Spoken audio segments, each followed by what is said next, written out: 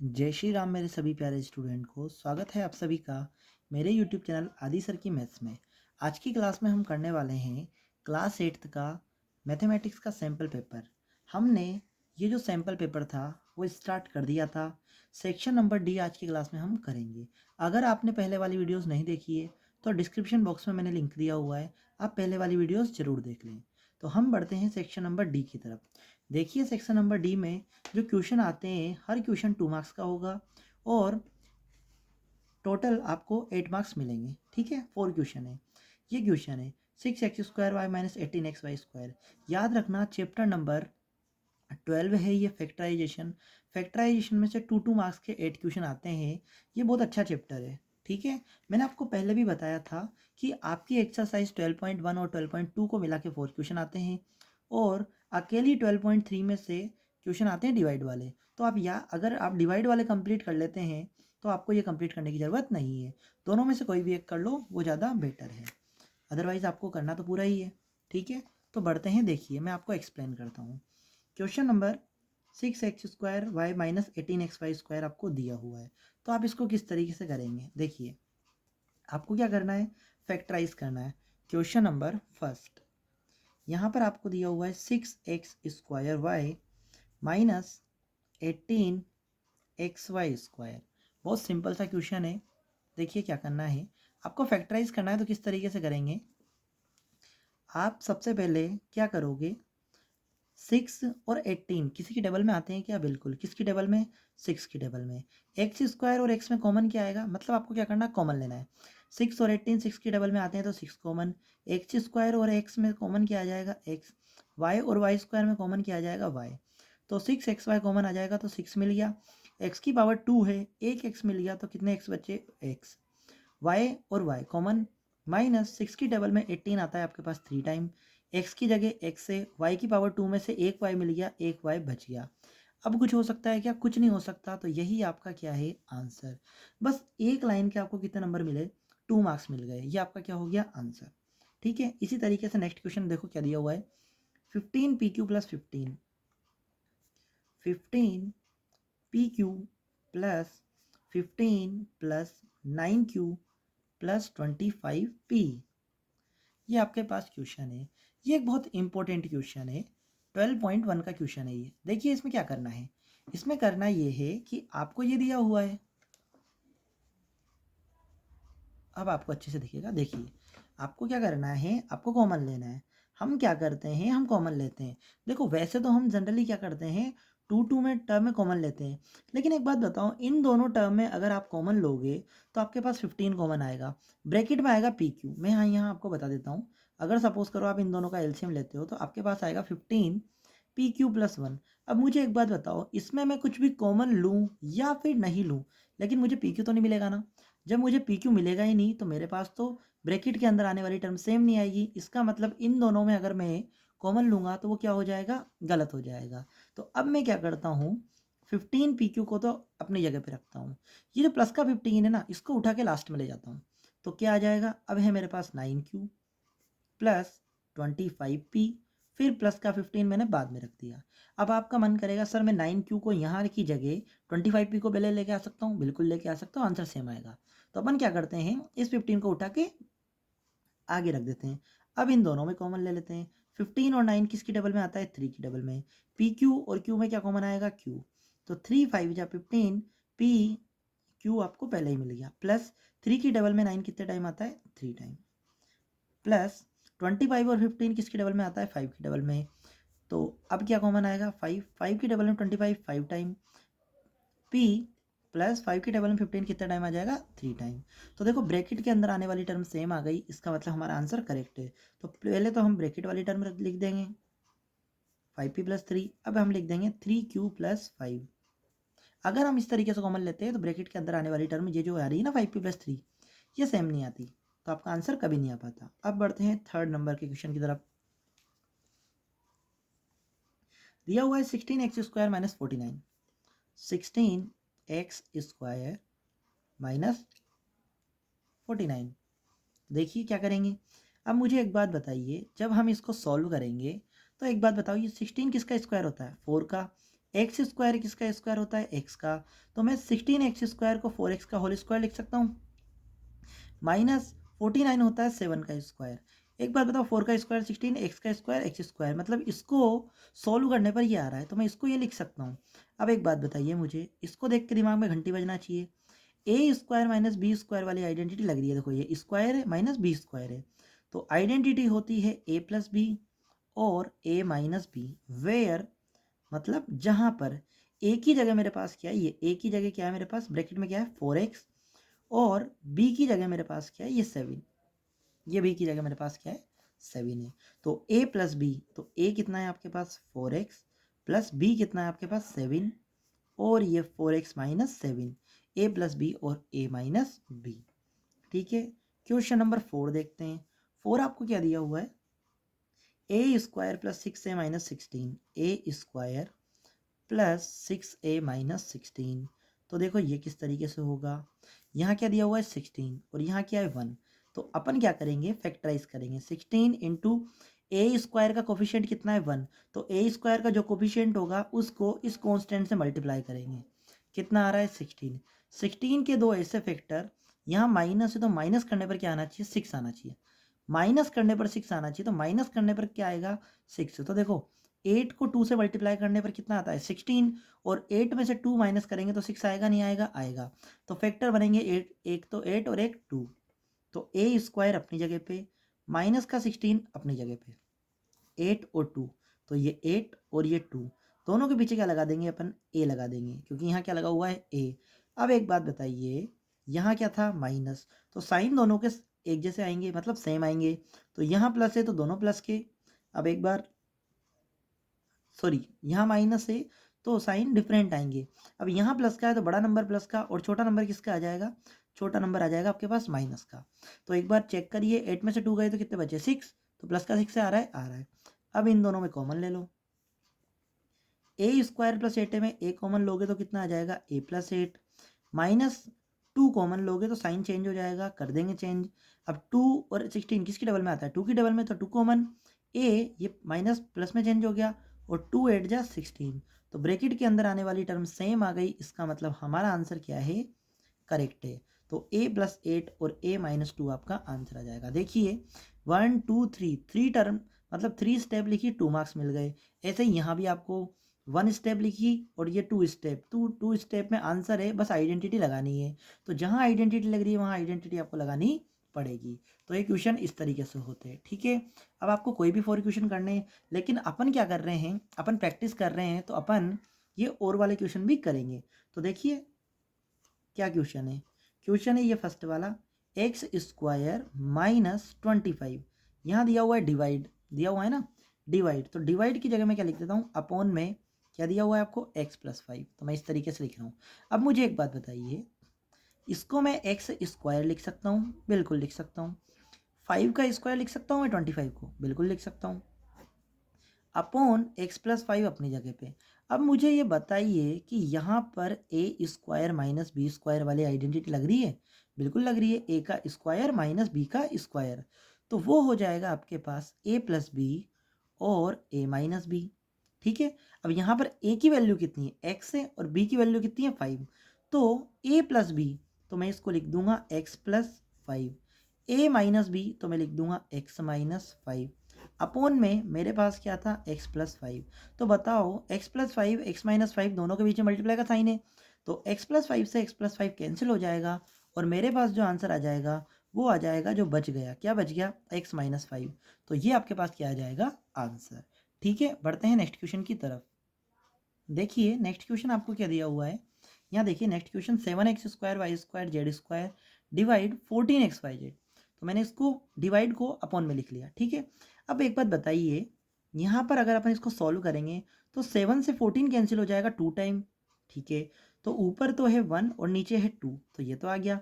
x की power 2 है और इधर x की पावर, इधर x की पावर 2 है, इधर x की पावर 1 है, तो x से ये पावर कट जाएगी, y से ये पावर कट जाएगी, और z से ये पावर कट जाएगी, तो आपके पास आएगा एक्स वाई जेड।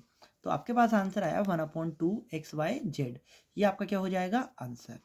इसी तरीके से बढ़ते हैं नेक्स्ट क्वेश्चन की तरफ। देखिए क्या दिया हुआ है, क्वेश्चन नंबर 3 आपको दिया हुआ है, एम स्क्वायर ये दिया हुआ है -14m -32, M square -14m -32 upon में आ जाएगा आपके पास m+2। ठीक है, ये आपके पास क्वेश्चन है। अब देखो इसको किस तरीके से करेंगे, ध्यान से देखिएगा। हम क्या करेंगे,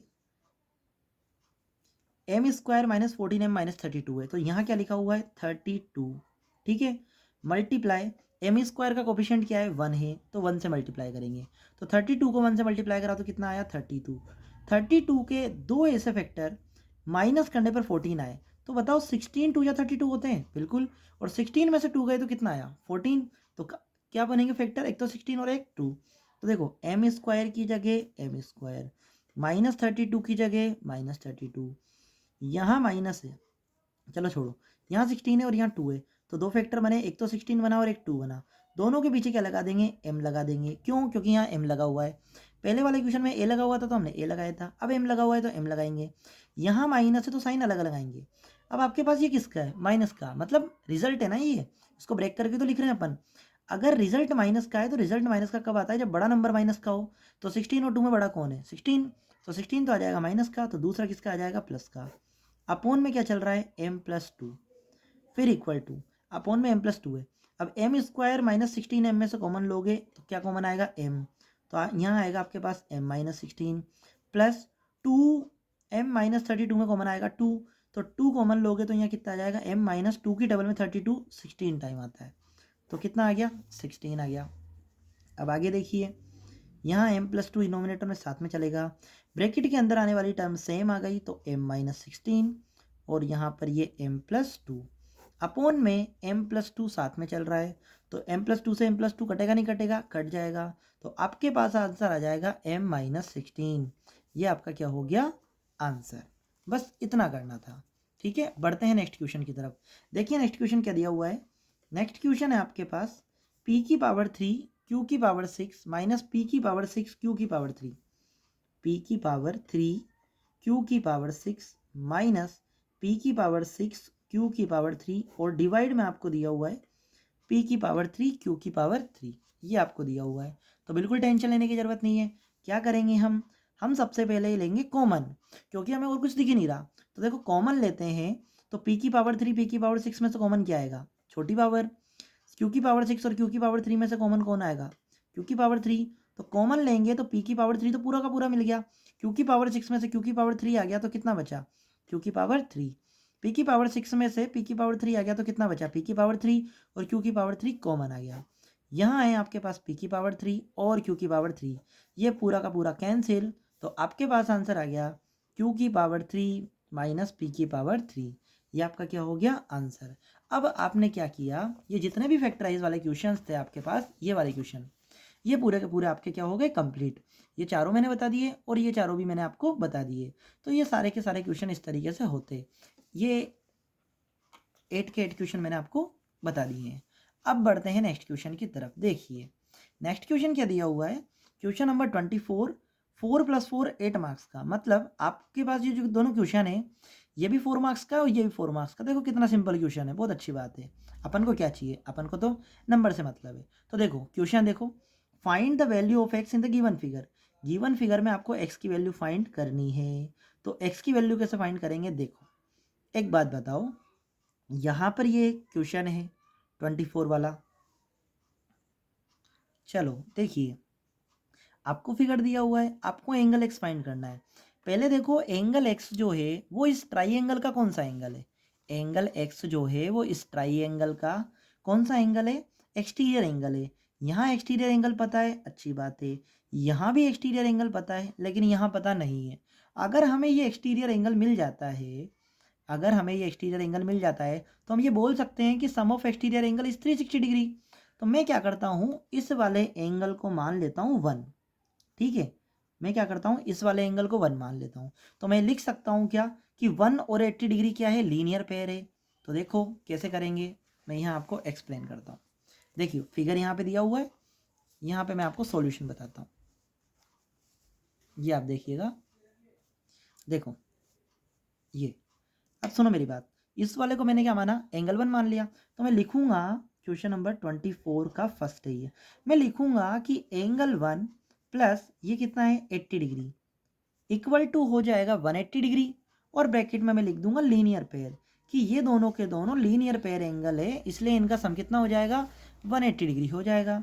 तो यहाँ से मैं एंगल 1 निकालूंगा, तो 180 प्लस का 80 इधर आके किसका हो जाएगा माइनस का, तो एंगल 1 मेरे पास कितना आ गया 100 डिग्री।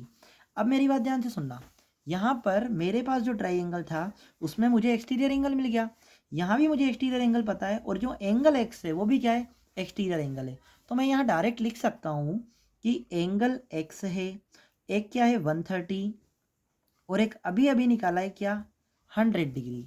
तो ये तीनों का सम कितना हो जाएगा मेरे पास 180 डिग्री, 180 डिग्री है ना।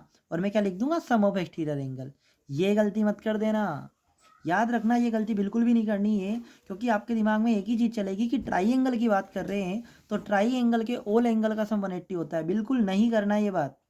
क्या करना है, ट्राई एंगल के ऑल एंगल का सम कितना होता है 360 डिग्री। कब होता है, जब आप एक्सटीरियर एंगल की बात कर रहे हो। तो यहाँ पर जो आप बात कर रहे हो वो एक्सटीरियर एंगल की बात कर रहे हो, इसलिए sum of all exterior angle, sum of all exterior angle is 360 degree. तो याद रखना एक्सटीरियर एंगल का सम कितना होता है 360 डिग्री, ये गलती मत करना।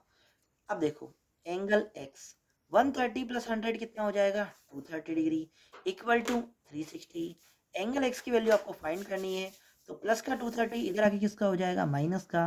अब क्या करोगे, माइनस 60 में से 30 गए तो 30, 300 में से 200 गए तो 100, तो 130 डिग्री आपका क्या हो जाएगा आंसर।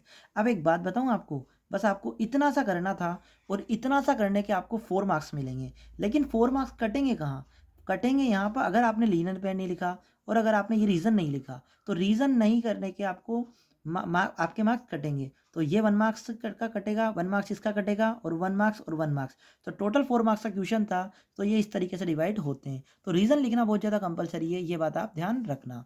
बढ़ते हैं नेक्स्ट क्वेश्चन की तरफ। देखिए नेक्स्ट क्वेश्चन आपको क्या दिया हुआ है, नेक्स्ट क्वेश्चन आपको दिया हुआ है बहुत अच्छा क्वेश्चन है। देखिए नेक्स्ट क्वेश्चन आपको दिया हुआ है, ये आपको क्या करना है, find the value of unknown angles X Y and Z. X Y Z की वैल्यू फाइंड करनी है। जे के एल एम एक पैरेललोग्राम है। अब ये पैरेललोग्राम है तो पैरेललोग्राम की प्रॉपर्टी लगेगी, ठीक है, ये बात याद रखना कि पैरेललोग्राम की प्रॉपर्टी लगेगी। तो इसको किस तरीके से करेंगे ध्यान से देखिएगा, मैं आपको एक्सप्लेन करता हूँ। देखो सबसे पहले तो फिगर को देखना अच्छे से। अब एक बात बताओ, पहली बात तो ये पैरेललोग्राम है, तो मुझे ये बताओ कि ये एक्स एंगल है, ठीक है, और ये 40 प्लस जेड है, ये दोनों, और वाई। अब क्या करेंगे अपन, ध्यान से सुनिएगा, मुझे एक बात बताइए कि ये वाला एंगल 40 और ये वाला एंगल वाई, वाई और 40 डिग्री अल्टरनेट इंटीरियर एंगल है या नहीं है। बिल्कुल है। कैसे है, देखो भाई, ये वाली लाइन इस वाली लाइन के पैरेलल है, तो ये 40 डिग्री और वाई, ये दोनों के दोनों कौन सा एंगल है, अल्टरनेट इंटीरियर एंगल। तो सबसे पहले आप क्वेश्चन जब स्टार्ट करोगे तब आप डायरेक्ट लिख सकते हो, ये क्वेश्चन नंबर आपका सेकंड है, आप डायरेक्ट लिख सकते हो y की वैल्यू 40 डिग्री, और ब्रैकेट में आप लिखोगे रीज़न अल्टरनेट इंटीरियर एंगल, कि ये कौन से एंगल होंगे, अल्टरनेट इंटीरियर एंगल, ठीक है।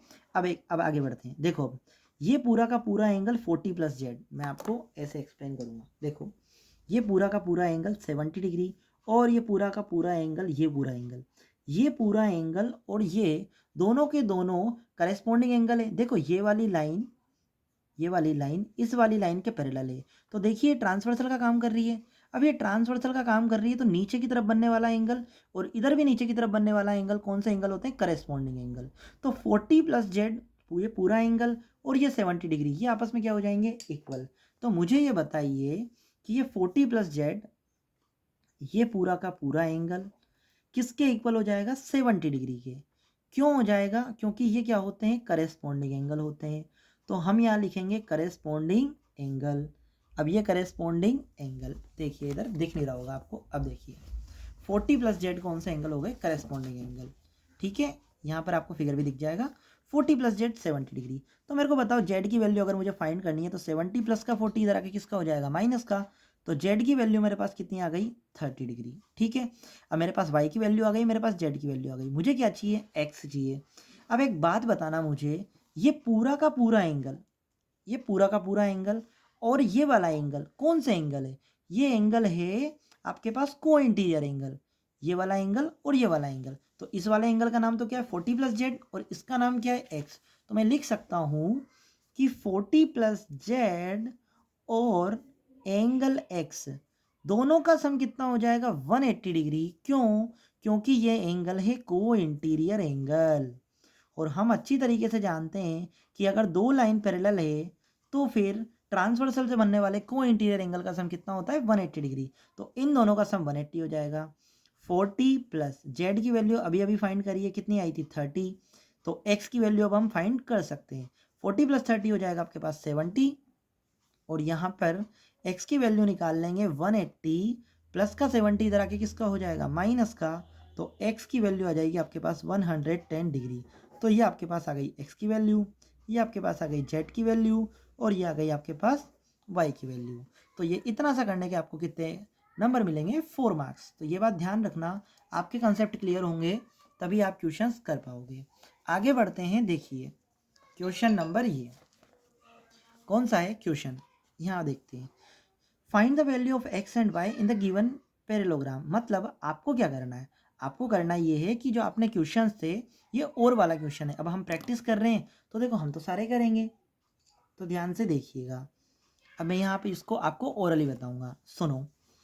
यहाँ पर आपको फाइंड करना है एक्स की वैल्यू। अब एक बात बताओ मुझे, ये एंगल है में और ये एंगल एस है, तो मुझे बताओ ये वाई और 100 डिग्री कौन से एंगल है अपोजिट एंगल। तो अगर ये 100 डिग्री है तो ये y की वैल्यू भी कितनी हो जाएगी 100 डिग्री। क्यों? क्योंकि पैरेललोग्राम में अपोजिट एंगल्स कैसे होते हैं इक्वल होते हैं। अब ये जितना y होगा उतना ही क्या हो जाएगा x। क्यों? क्योंकि y और x कौन से एंगल है, y और x आपके पास अल्टरनेट इंटीरियर एंगल है। तो ये इसकी वैल्यू भी कितनी हो जाएगी ये हो जाएगी। तो कैसे लिखेंगे देखो भाई, ये क्वेश्चन नंबर फर्स्ट, इसका नाम क्या है m और इसका नाम क्या है s। तो मैं लिखूंगा angle s equal to angle m और फिर मैं यहाँ रीजन लिखूंगा opposite angles are equal in parallelogram. Parallelogram को शॉर्ट फॉर्म में ऐसे लिख सकते हैं, याद रखना मार्क्स नहीं कटेंगे। तो एंगल s क्या है मेरे पास y है और m की वैल्यू मेरे पास कितनी है 100 डिग्री। तो मेरे को किसकी वैल्यू मिल गई y की वैल्यू मिल गई। दूसरा मुझे एक बात पता है कि ये एंगल, ये जो y है और x कौन सा एंगल है अल्टरनेट इंटीरियर एंगल। तो मैं लिख सकता हूँ angle x equal to angle y। कौन से एंगल हो जाएंगे भाई अल्टरनेट इंटीरियर एंगल। तो ये आपके पास अल्टरनेट इंटीरियर एंगल बन गए, इसलिए एंगल x की वैल्यू y के इक्वल हो जाएगी और y की वैल्यू कितनी है आपके पास 100 डिग्री। तो देखो x की वैल्यू भी आ गई y की वैल्यू भी आ गई। बस इतना सा क्वेश्चन, इतना सा करा आपने और आपको मिल गए 4 मार्क्स। ज़्यादा दिमाग लगाना भी बिल्कुल नहीं था। बढ़ते हैं नेक्स्ट क्वेश्चन की तरफ। देखिए अब देखो भाई, इस वाले क्वेश्चन में क्या करना है, इस वाले क्वेश्चन में करना ये है कि x और y की वैल्यू निकालनी है, लेकिन आपको पैरेललोग्राम तो दिए हुए हैं, लेकिन ये क्या दिए हुए हैं आपको, ये आपको डायगोनल की वैल्यू दी हुई है। अब एक बात बताओ, पैरेललोग्राम में डायगोनल से रिलेटेड प्रॉपर्टी क्या होती है कि डायगोनल क्या करते हैं बाइसेक्ट करते हैं। अब डायगोनल बाइसेक्ट करते हैं तो कैसे करेंगे देखिए, यहाँ पर इस पॉइंट को नाम हम ओ दे देते हैं। देखो पॉइंट को नाम तो हम क्या दे देते हैं ओ, लेकिन नहीं दिया हुआ है तो देंगे भी नहीं, दिमाग नहीं लगाना। अगर उसने दिया हुआ है तो आप ओ लिख सकते थे, अदरवाइज आप मत लिखो ना, हमें क्या दिक्कत आ रही है। एक बात बताओ, यहाँ से लेकर यहाँ तक y+7 है और यहाँ से लेकर यहाँ तक 19 है, तो मैं लिखूंगा डायरेक्ट कि y+7 की वैल्यू किसके इक्वल हो जाएगी 19 के, और ब्रैकेट में लिखूंगा रीजन। क्या रीजन होगा भाई, diagonals bisect each other. Diagonal एक दूसरे को बाइसेक्ट करते हैं, कहाँ पैरेललोग्राम में। तो एक बात बताओ, यहाँ से y की वैल्यू निकल जाएगी 19 प्लस का 7 इधर आएगा तो माइनस का, और y की वैल्यू आ जाएगी आपके पास 12। ये किसकी वैल्यू आ गई y की, x और y की वैल्यू निकालनी थी तो y की वैल्यू तो आपके पास आ गई। अब आगे देखिए भाई, आपने y+7 को 19 के इक्वल करा। अब यहाँ पर ये क्या है आपके पास 2x + y और यह क्या है 16। तो देखो 2x + y किसके इक्वल हो जाएगा, ये 2x + y इक्वल हो जाएगा 16 के।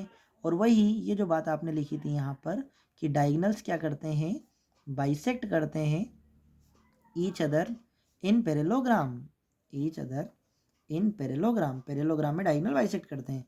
तो देखो 2x अपनी जगह पे प्लस y की वैल्यू अभी अभी आई है कितनी 12, तो y की जगह क्या रख दोगे आप 12। 2x अपनी जगह पे 16 प्लस का 12 इधर आएगा तो किसका हो जाएगा माइनस का, ठीक है। तो x की वैल्यू फाइंड हो जाएगी यहाँ से 16 में से 12 गए तो कितने बचे 4, और 2 मल्टीप्लाई में डिवाइड में आ जाएगा, 2 से 4 कैंसिल होगा 2 टाइम, और x की वैल्यू आ जाएगी आपके पास 2। तो यहाँ पर आपके पास y की वैल्यू आई 12 और x की वैल्यू आई 2। तो ये आपका आंसर। अब बढ़ते हैं नेक्स्ट क्वेश्चन की तरफ।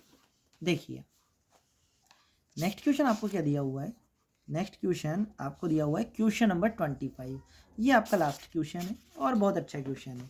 ये सिंपल से क्वेश्चन होते हैं, इनमें तो दिमाग भी लगाना नहीं होता, लेकिन कोई बात नहीं, अपन पढ़ेंगे अच्छे से। ध्यान से देखिए क्या दिया हुआ है। Ramesh,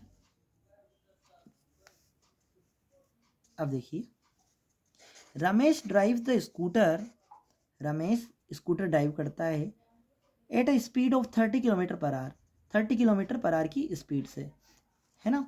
for this condition, condition है draw time distance linear graph. आपको क्या करना है भाई, लीनियर ग्राफ बनाना है। तो देखिए क्या करेंगे, आपको क्या दिया हुआ है, आपको इतना सा दिया हुआ है ये कि रमेश एक स्कूटर ड्राइव करता है 30 किलोमीटर पर आवर की स्पीड से। फॉर दिस कंडीशन, इस कंडीशन के लिए लीनियर ग्राफ बनाना है। तो ये तो बहुत सिंपल है। कैसे, देखिए लीनियर ग्राफ आपने पढ़ा होगा कैसे बनाते हैं। सबसे पहले तो अपन क्या करेंगे, सबसे पहले अपन एक तो एक्स एक्सिस बनाएंगे और एक वाई एक्सिस बनाएंगे। ये जो होता है आपका एक्स एक्सिस होता है और ये आपका वाई एक्सिस होता है। अब एक बात बताइए मुझे, हम पहले एक टेबल बनाते हैं। आपको बोला हुआ था 30 किलोमीटर पर आवर की स्पीड से बोला हुआ है ना।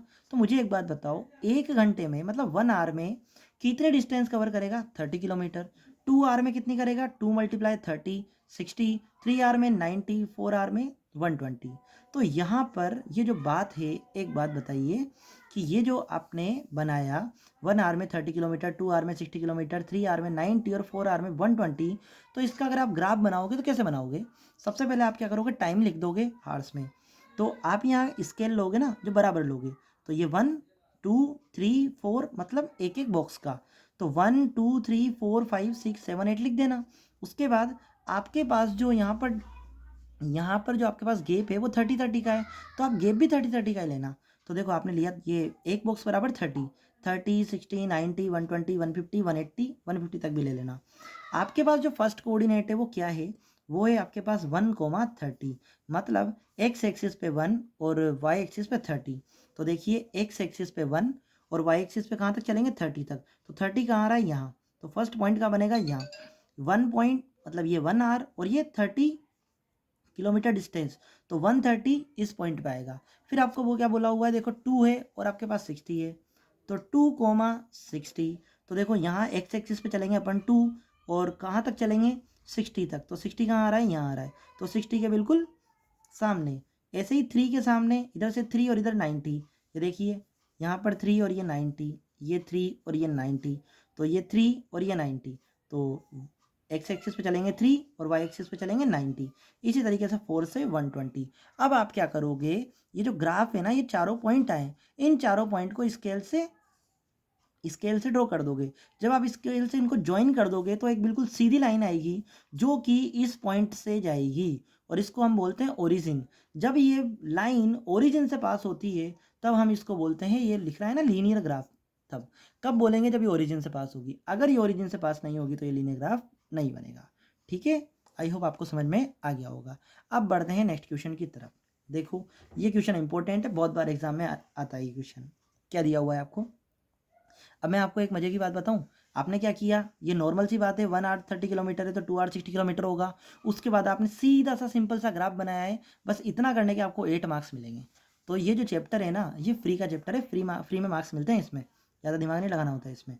तो ये चैप्टर तो अच्छे से करके जाना आप। देखो नेक्स्ट क्या दिया हुआ है, draw linear graph from the given table and answer the given questions.